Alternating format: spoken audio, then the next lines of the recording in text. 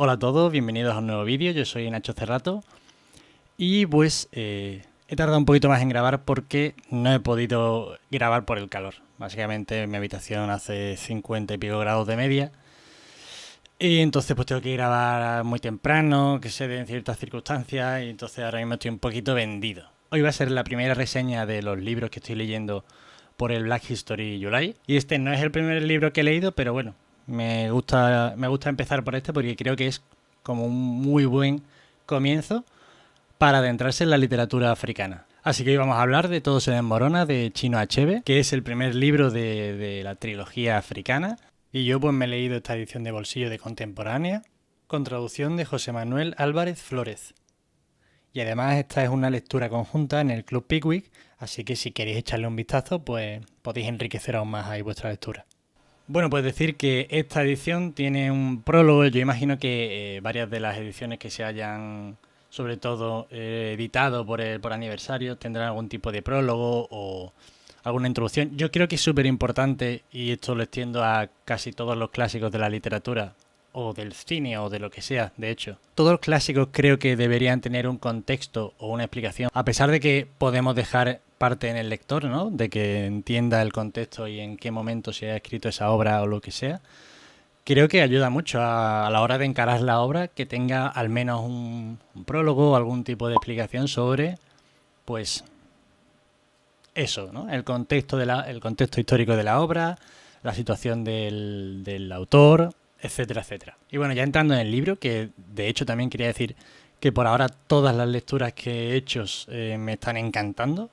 Estoy descubriendo unos autores que me están alucinando, la verdad, que tengo muchísimas ganas de seguir con ellos. De hecho, ya me muero de ganas de leerme el segundo de la trilogía africana. Y bueno, este libro es una especie de respuesta o reivindicación de Chinua Achebe sobre la caricaturización y sobre el retrato ciertamente deshumanizado y, bueno, ignorante, racista. Y para él reivindicar estas sociedades que sobre todo están muy denostadas pues desde que comienza el colonialismo y cierta parte del mundo se cree por encima de otra cierta parte del mundo. Chinua Achebe utiliza el lenguaje de los colonizadores, es decir, escribe esta obra en inglés, pero mantiene pues ciertas expresiones igbo y todas estas están, de hecho al final hay un glosario con muchas de estas expresiones, las que no se explican en el mismo texto, porque hay muchas veces que justo después de la palabra medio la explica, pues te vienen todas al final.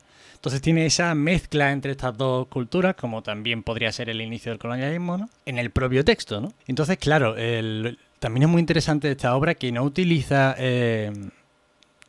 su libro para atacar al hombre blanco, para escribir una historia sobre malos y buenos, pero sí que hace un ejercicio pues de reivindicar, ¿no? Esas sociedades, esas culturas que tenían pues sus normas, sus leyes y sus costumbres y que no eran pues simplemente unas tribus de negros con palos y mazas y que gritaban y que daban saltos. Y bueno, este libro es considerado como uno de los clásicos de la literatura africana. Este es un libro que leyó Nelson Mandela en la cárcel y que le inspiró muchísimo. Y bueno, que me enrollo ya entrando en lo que es un poco el argumento del libro. Este libro habla sobre todo de una figura que es Okongo, que es un miembro muy respetado de la aldea Omofia, que es una aldea con cierto poder en esa época. Estamos hablando de finales del siglo XIX, y narra pues varios años de su vida, con la primera parte del libro más centrado en hablar de las costumbres de este pueblo, de las leyes que lo rigen, de la religión, de básicamente cómo viven y cómo es la vida antes de la llegada del hombre blanco, hasta que a partir de un momento, por un hecho accidental, a Okongo lo destierran y lo mandan durante 7 años a la aldea de su madre, de su familia maternal. Entonces ya desde esta aldea se empieza a enterar de que están llegando pues hombres blancos, misioneros, poco a poco pues a estas zonas, a esta aldea, y están empezando pues a atraer a los marginados, a ciertas personas, y poco a poco pues este grupo se va haciendo más numeroso. Entonces cuando él vuelve de su destierro pues se encuentra que todo lo que él conocía antes ha empezado ya a desmoronarse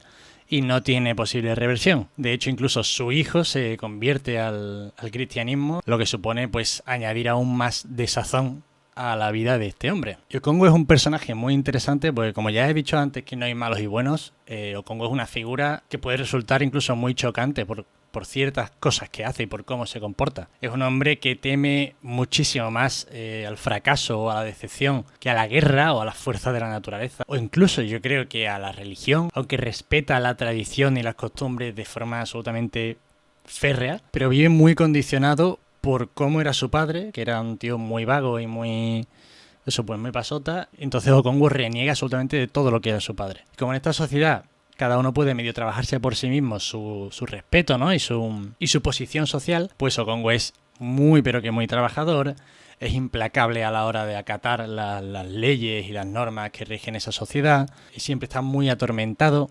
tiene cierta propensión a la autodestrucción. Y bueno, al final es un personaje al que le pasan pues muchas cosas muy traumáticas. Cosas que no quiero contar por no desvelaros absolutamente todo lo que ocurre, ¿no? Pero que al final es un personaje que tiene unos conflictos internos y unos problemas y está viendo cómo se está desmoronando absolutamente toda una forma de vivir, toda una costumbre y toda su vida, básicamente. Y tú a través del texto puedes sentir ese agobio, ese desasosiego que tiene, que no puede expresar porque los hombres no expresan cosas. Pero eso, como decía al principio, creo que me está quedando una reseña un poco desestructurada y loca. HB no describe, no idealiza para nada las sociedades que posteriormente destruiría el colonialismo, ¿no? Sino que las describe tal y como eran, con sus partes luminosas y sus partes muy oscuras. Además tiene un tipo de escritura muy práctica, muy directa y muy sencilla, y te va relatando pues algunas costumbres que son aterradoras, ¿no? Pero siempre se mantiene en un punto muy poco moralizador, o sea, no está para nada juzgando a las personas de las que habla, y bueno, pues describe una sociedad compleja, con aspectos positivos y negativos, jerarquizada, con leyes, normas, costumbres.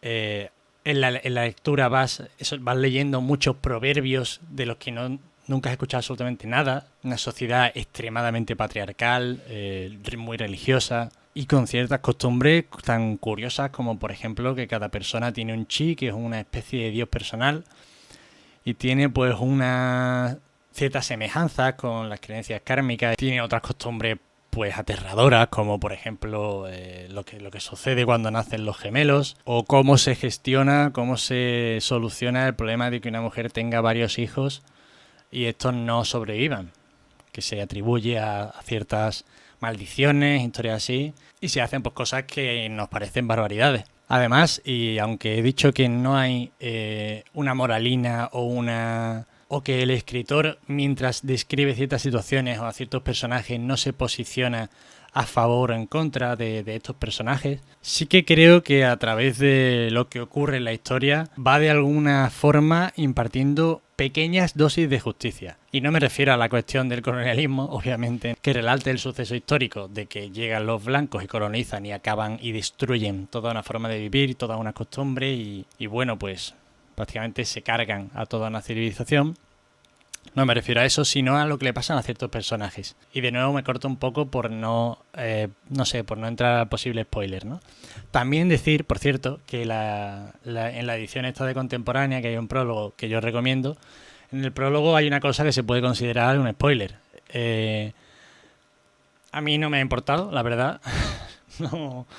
Me gustan las introducciones estas de clásicos, ya lo he dicho al principio del vídeo. Pero sí es verdad que hay un spoiler, que si alguno quiere no leerlo, pues que se lo lea al acabar el libro o lo que sea. Si quiere añadirle un poquito más de enjundia a la lectura, pues está bastante bien. Pero eso, avisar de que hay un pequeño gran spoiler. Y bueno, a pesar de que es una historia bastante dura y en ciertos momentos incluso te agobia y te atosiga porque están pasando muchas cosas y están pasando cosas que algunas de ellas pues son desagradables, la verdad es que el libro se lee muy fácil. Yo me lo he ventilado muy rápido y no sé, también será porque me ha gustado, ¿no? Pero que el libro se lee muy rápido, muy fácil. No es una lectura para nada densa, sino que se hace bastante agradable la lectura. Y bueno, pues en resumen, básicamente que os lo recomiendo mucho y que yo voy a leer pues las siguientes partes de esta trilogía en cuanto pueda. Y bueno, esto es todo. Deciros también que también habrá reseña próximamente de Parentesco, de Octavia Butler, de el blues de Bale Street, que me ha encantado, de James Baldwin. Y que bueno, que si a veces tardo más en subir vídeos es simplemente porque es que tengo que buscar un día. O sea, yo miro en el tiempo del móvil y miro a ver qué día hace de máxima 38 en vez de 42. Entonces ese día intento ponerme a las 7 de la mañana, cosas así.